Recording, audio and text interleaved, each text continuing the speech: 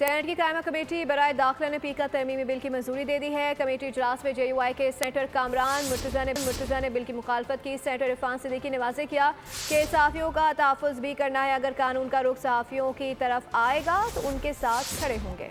Senator Faisal Salim Rahman की ज़ेर सदारत सेनेट की कायमा कमेटी बराए दाखिला के इजलास के दौरान बिल की मुखालफत की गई। सेनेटर कामरान मुर्तज़ा ने कहा, बिल में बहुत सी कमजोरियां हैं। फेक न्यूज़ की तशरीह नहीं।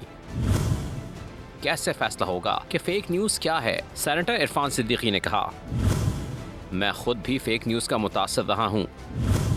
सोशल मीडिया की सूरत में फेक न्यूज़ की बीमारी का इलाज ज़रूरी है।